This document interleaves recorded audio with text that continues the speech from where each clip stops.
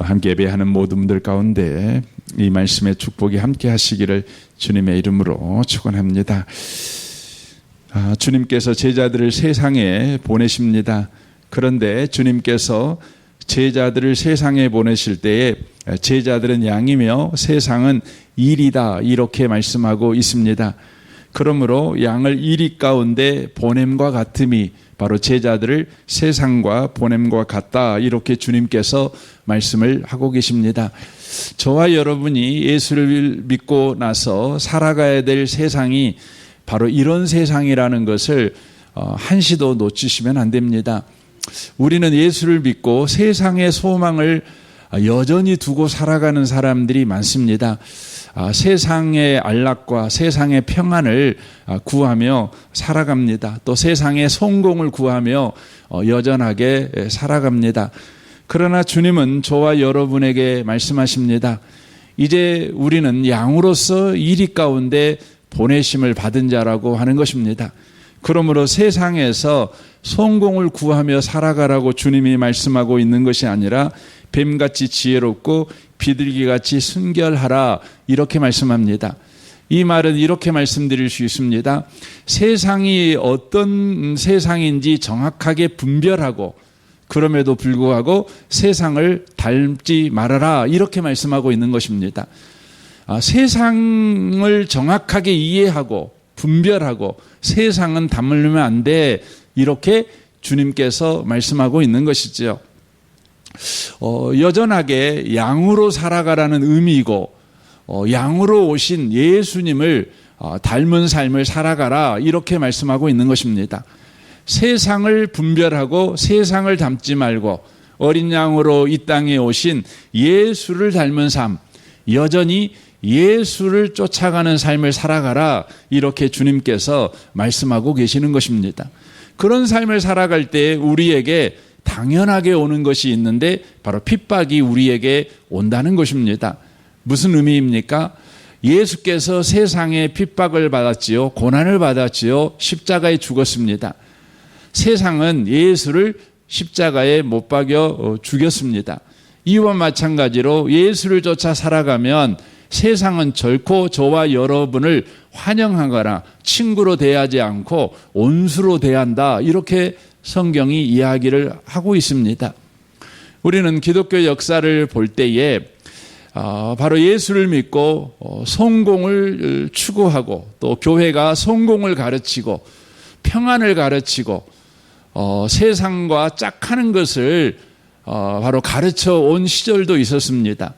우리 한국교회도 마찬가지죠. 그래서 세상에서 성공하는 것이 믿음 좋은 사람이요, 하나님께 복을 받은 증거다, 이렇게 교회에서 환영하고 가르쳤던 시절이 있습니다. 지금도 그렇게 하고 있습니다.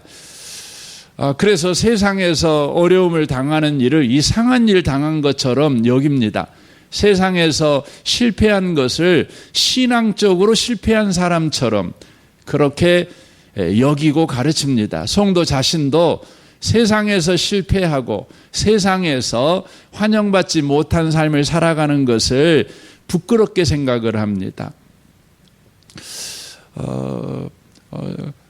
우리가 지금 그런 세상, 그런 상황 속에서 신앙생활을 하고 있다는 것이 참 안타깝고 불행한 것입니다. 분명하게 말합니다. 세상은 예수를 십자가에 못 박혀 죽인 세상입니다. 그러므로 예수를 따르는 세상을, 예수를 따른 성도를 결코 세상은 우호적으로 대하지 않습니다. 사랑하는 성도 여러분, 우리가 예수를 믿는다는 것은 세상에서 부귀영화를 누리기 위해서 예수를 믿는 것이 아닙니다. 세상에서 실패한 자가 예수 믿고 이제 세상에서 성공할 수 있다, 그러니 우리 예수 믿자, 이게 예수 믿는 것이 아닙니다. 예수를 믿는다는 것은 바로 예수를 쫓아가는 삶을 살아간다는 걸 의미하는 것이고, 예수를 죽인 세상은 그런 자들을 바로 핍박함으로 우리가 세상에서 고난을 받고 핍박을 받는다는 걸 말하는 것입니다. 여러분, 우리 한국교회는 지금 큰 위기를 당하고 있죠. 한국교회가 당한 진짜 위기는 뭘까요? 교회가 세상에서 욕먹는 걸까요? 여러분, 교회를 다니는 사람의 숫자가 떨어지는 걸까요? 아닙니다. 교회의 진짜 위기는 그것을 위기로 생각하는 게 진짜 위기입니다. 그러니까 진짜 위기가 뭔지에 대한 분별력이 없는 것이 우리의 진짜 위기인 겁니다. 여러분, 교회의 진짜 위기는 교회가 성경에서 말하는 그리스도인의 삶을 분별하지를 못하는 것입니다. 교회의 삶을 분별하지 못하는 겁니다.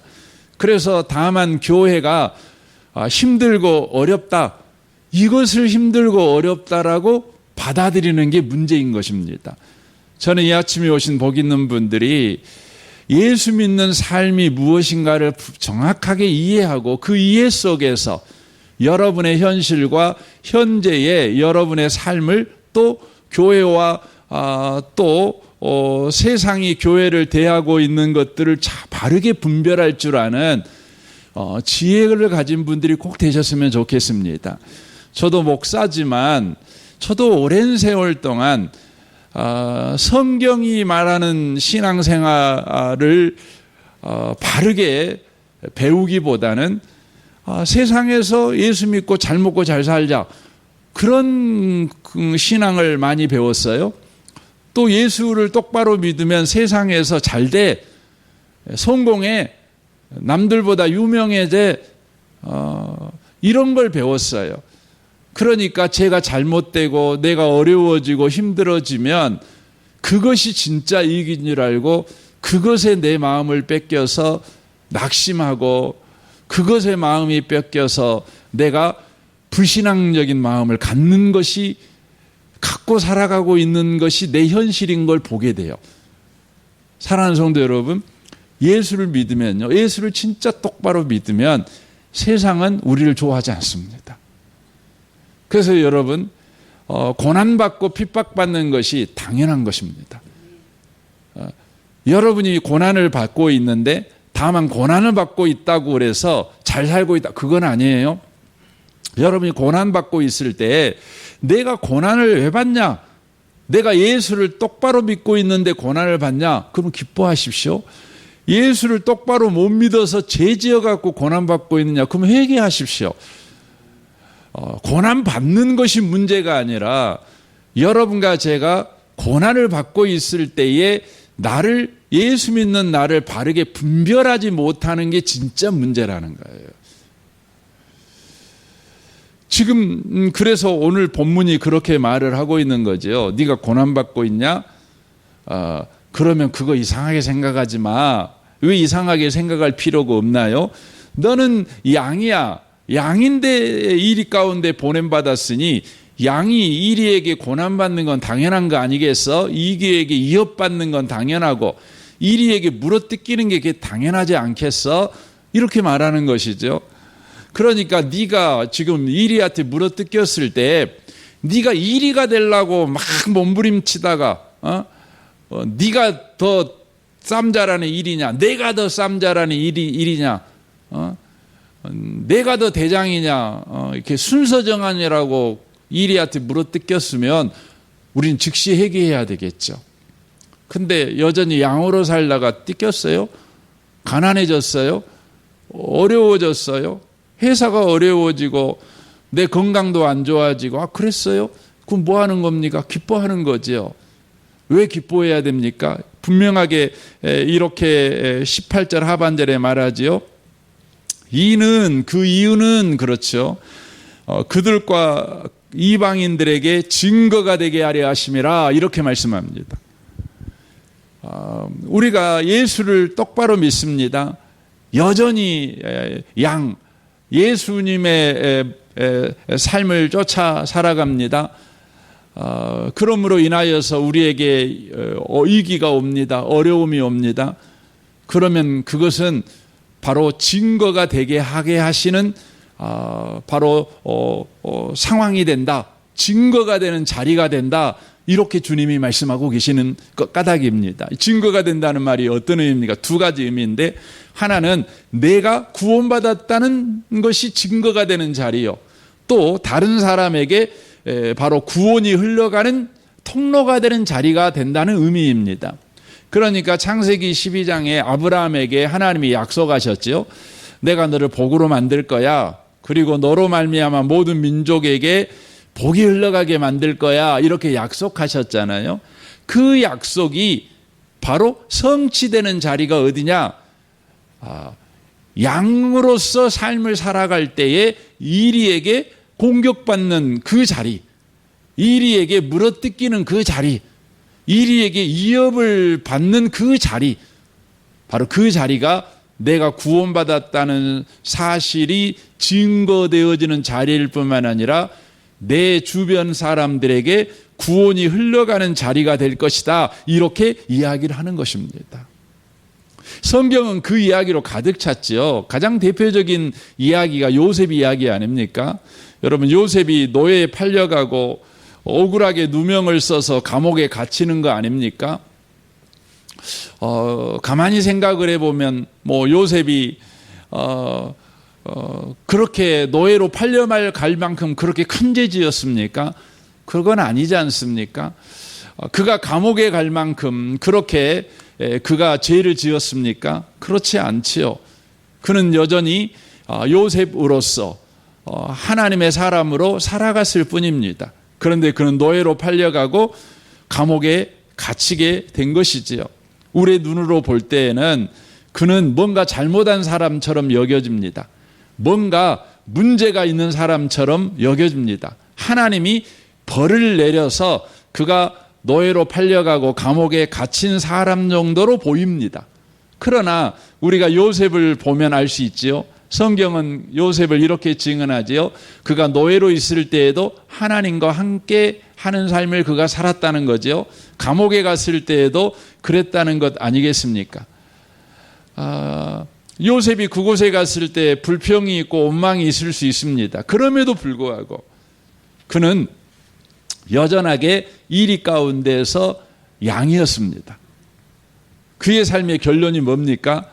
그가 노예가 되고 감옥에 간 그 자리가 바로 요셉이 구원받은 하나님의 자녀요, 또 요셉이 바로 그 자리에 축복의 통로로 보내진 자라는 것을 드러내는 자리가 된 것입니다.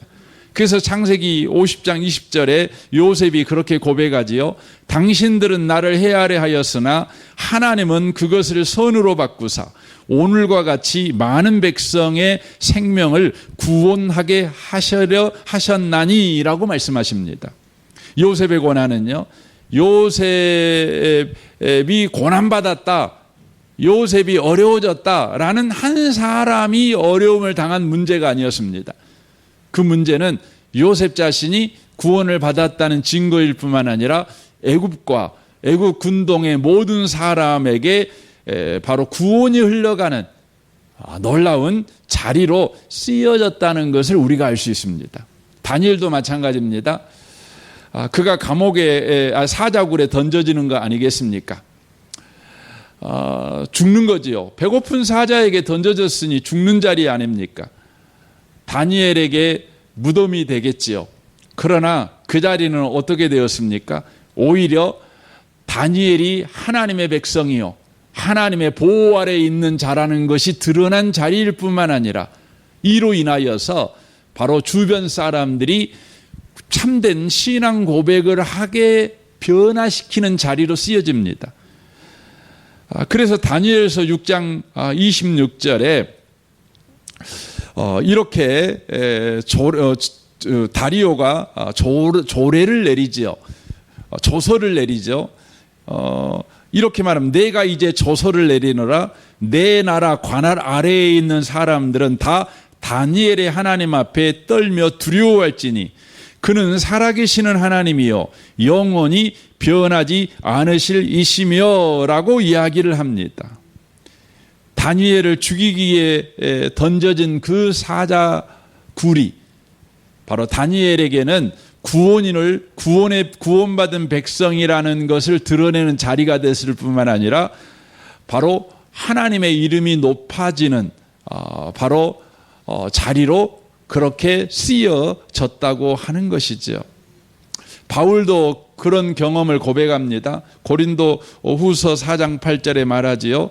우리가 사방으로 오겨쌈을 당하여도 쌓이지 아니하며 답답한 일을 당하여도 낙심하지 아니하며 박해를 받아도 버림받지 아니하며 거꾸러뜨림을 당하여도 망하지 아니하고 우리가 항상 예수의 죽음을 몸에 짊어짐은 예수의 생명이 또한 우리 몸에 나타나게 하려 함이라라고 되어 있습니다. 여러분, 사방으로 오겨쌈을 당했다는 게 뭡니까? 말 그대로 동서남북 어디 하나 소망이 보이지 않는 겁니다. 문이 하나 없어요. 다 여러분 담벼락입니다. 사방에 갇힌 거죠. 어디 하나 숨쉴 구멍이 없는 것입니다. 여러분의 사방이 뭡니까? 여러분의 배우자, 여러분의 자식, 여러분의 또 하는 일, 또 여러분의 주변 사람, 뭐 이럴 수 있죠. 이게 다 막혔어요. 어디 하나 여러분을 평안하게 하는 자가 없어요. 다 가시만 있어요. 그게 사방으로 우겨쌈을 당한 거죠. 그러면 여러분 그 자리에서 앉아가고 여러분이 할 수 있는 게 뭡니까? 내가 망했다 생각하는 거죠. 내가 인생 잘못 살았다 생각하는 거죠. 그런데 주님이 이 바울 사도가 고백하는 게 그거지요. 바울이 그런 상황 가운데 빠져 있었습니다. 그런데 그가 고백하는 게 뭐예요? 그 자리에서 그가 경험한 게 있어요. 그가 뭘 경험합니까? 내가 구원받은 하나님의 백성이라는 것을 그 자리가 확인되는 거예요. 그리고 그 자리에서 머지않아 바로 구원의 복음이 흘러가는 자리로 그 자리가 쓰여진다는 것이죠. 여러분의 현실에서 지금 다 막힌 게 있습니다. 여러분이 정말 여러분에게 문이 돼야 될 그런 관계가 있지 않습니까? 여러분에게 위로가 돼야 될 관계가 있지 않습니까? 여러분에게 지지자가 돼야 될 그런 관계. 다른 사람은 몰라도 이 사람만은 여러분을 그냥 지지해주고 여러분을 축복해주고 인정해주고 이런 사람들 기대하는 바 있잖아요. 근데 그런 사람들마저도 등 돌렸어요. 아니, 여러분에게 근심거리가 됐어요. 이게 사방으로 우겨쌈 당한 겁니다. 뭐 돈이 없고 건강이 없고 뭐 사업은 망해가고 생각은 아무것도 안 나고 뭐 이것도 사방으로 우겨쌈 당한 것과 똑같은 거죠. 그것이 또 답답한 일이죠. 그러나 그 자리가 바로 내가 구원받았다는 걸 확인하고 또 나를 통해서 구원의 복음이 흘러가는 자리가 된다고 하는 것입니다. 이 아침에 오신 복 있는 성도 여러분, 예수 믿는 사람은 양으로서 일이 가운데 보냄을 받았습니다. 그러므로 어려운 일이 있을 것입니다. 힘든 일이 있을 것입니다. 분명합니다. 그것에 대해서 분별력을 꼭 가졌으면 좋겠습니다. 베드로 사도가 베드로 전서에서 말씀한 것 같이 우리가 고난을 당하는 거 이상하게 생각하지 마십시오. 그러나 여러분이 잘못해 갖고 고난받으면 그건 회개하면 되는 거죠. 돌이켜야죠. 그러나 여러분이요, 똑바로 믿는 사람답게 살았어요. 근데 어려움이 있어요. 그건 하나님이 벌 준 거 아닙니다. 분명합니다. 여러분이 구원받았다는 사실을 확인자는 자리가 될 것이고 여러분의 그 자리를 통해서 누군가가 죽게 돌아오는 놀라운 자리로 쓰여질 거라는 것입니다. 그 증거가 뭡니까? 이렇게 성경은 예수님은 말씀하죠. 너희를 19절에 넘겨줄 때 또 어떻게 무엇을 말할까 염려하지 말라. 그때 너희에게 할 말을 주시리니 말하니는 너희가 아니라 너희 속에서 말씀하시니 곧 너희 아버지의 성령이시라 라고 말씀하십니다. 우리가 정말 할 말이 없잖아요. 그런데 성경은 이야기합니다. 거기에서 주님께서 우리에게 할 말을 주시겠대요. 여러분, 우리는 고난 속에 있으면 염려할 말밖에 안 하고 걱정할 말밖에 안 하고 원망할 말밖에 안 할 거라고 생각을 하잖아요. 근데 예수 믿은 사람들은요, 놀랍습니다. 그 자리에서도요, 여러분, 감사할 수 있습니다. 찬양할 수 있습니다. 여러분, 성령께서 여러분의 입술을 주장하실 것입니다. 저는 여러분을 이 아침에 축복합니다. 성령께 민감하셨으면 좋겠어요. 예. 여러분, 성령께서 말할 수 없는 탄식으로 여러분을 위해서 기도하십니다. 성령께서 여러분에게 할 말을 주셨는데도 그걸 외면하고 계속해서 원망만 합니다. 불평만 합니다. 그럼에도 불구하고 성령께서 내가 너한테 감사의 말을 줬고 소망의 말을 줬고 찬양의 말을 줬는데도 여전히 원망하고 불평하냐? 아이고, 너는 이제 안 되겠어 하고 떠나버리시는 것이 아니라 여전히 우리와 함께 하셔서 말할 수 없는 탄식으로 우리를 위해서 기도하고 계십니다. 우리는 마침내 찬양하게 될 것입니다. 마침내 감사하게 될 것입니다. 마침내 다시 기도하는 자가 될 것입니다. 성령께서 우리를 바로 붙드시기 때문에 그렇습니다. 붙드시기 때문에 그런 것입니다.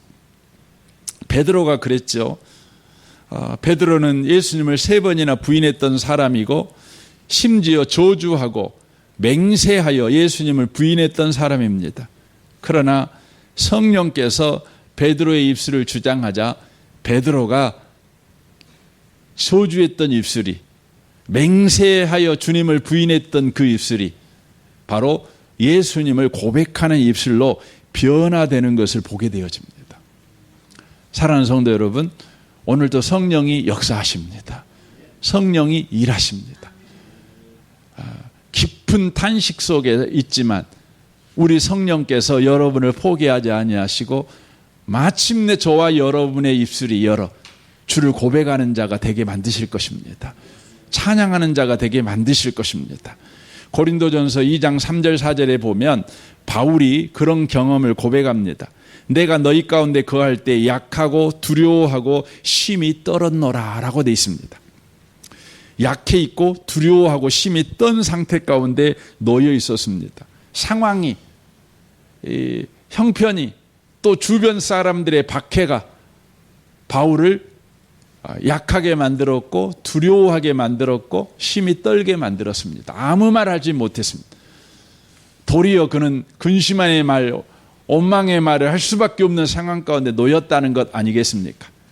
그럼에도 불구하고 그가 입을 열어 말하기 시작합니다. 그가 입을 열어 말하게 된 이유를 이렇게 말합니다. 다시 들어보십시오. 약하고 두려워하고 심히 떨었노라. 내 말과 내 전도함이 설득력 있는 지혜의 말로 하지 아니하고 다만 성령의 나타남과 능력으로 하여라고 되어 있습니다. 성령의 나타남과 능력이 바울에게 임하자 약하고 두려워하고 떨었던 그 입술이 바로 예수를 고백하는 입술로 바뀌었다는 것입니다. 이게 무슨 의미입니까? 바울의 두려움보다, 바울의 약함보다, 바울의 떨림보다 성령이 컸다는 것입니다. 성령의 능력이 더 강했다는 것입니다. 바울의 감정보다 성령의 역사가 더 강했다는 것입니다. 예수 믿은 사람의 자랑이고 예수 믿는 사람의 능력입니다. 우리의 능력은 뭡니까? 우리가 참 좋은 감성을 가진 것입니까? 우리가 강한 굳센 의지력을 가진 것입니까? 아닙니다. 우리의 약함보다 성령이 강하다. 이게 우리의 강함입니다.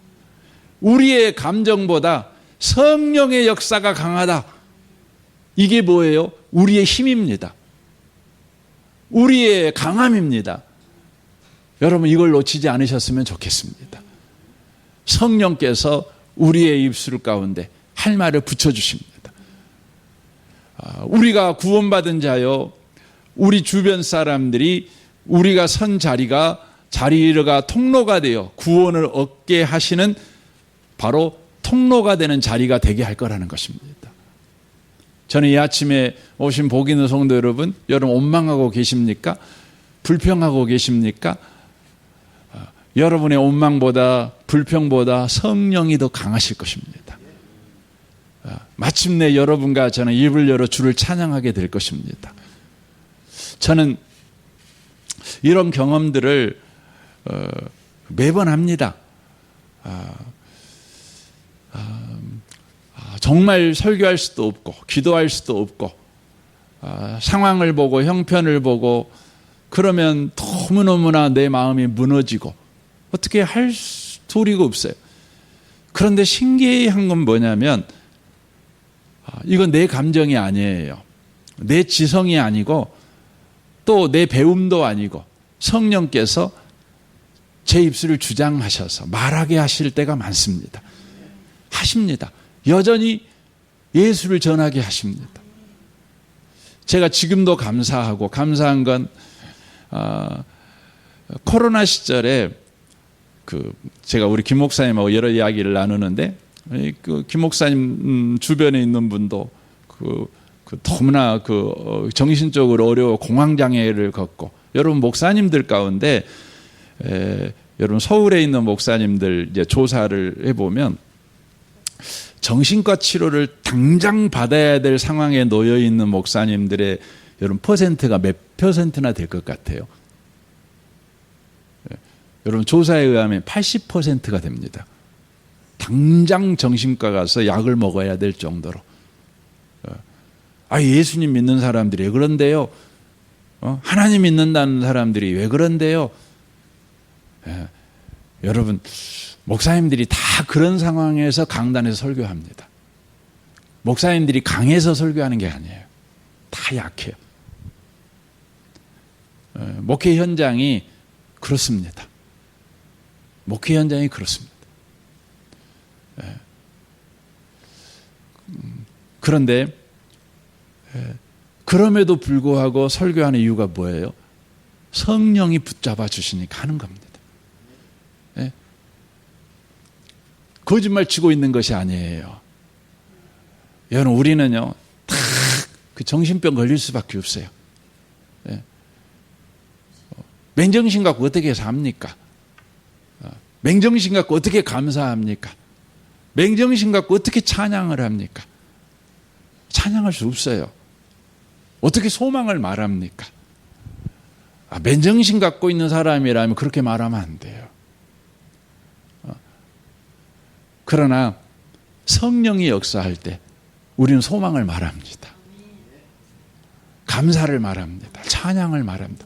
우리 그렇게 됩니다. 여러분 이 아침에 꼭 기억하셨으면 좋겠습니다. 예수를 믿는다는 건 내가 강해지는 게 아니에요. 내 감정이 안 흔들린다는 게 아니에요. 성령이 역사하신다는 거예요. 내 감정보다 성령이 강하시다는 거예요. 이 아침에 오신 복 있는 분들이 성령의 역사 속에 있음을 놓치지 않고 오늘도 성령에게 민감해서 살아가시고 오늘도 성령이 여러분의 입술을 주장하셔서 말하게 하심을 경험하는 그런 복 있는 하루를 살아가시기를 주님의 이름으로 축원합니다. 아멘. 우리 같이 기도하기를 원합니다.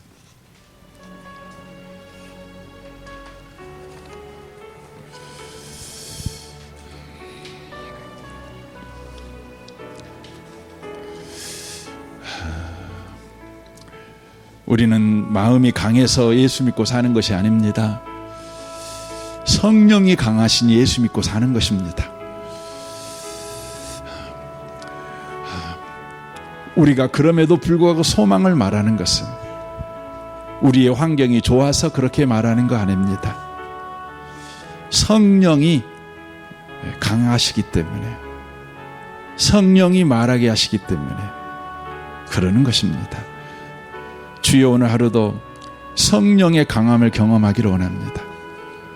성령의 역사를 경험하기를 원합니다.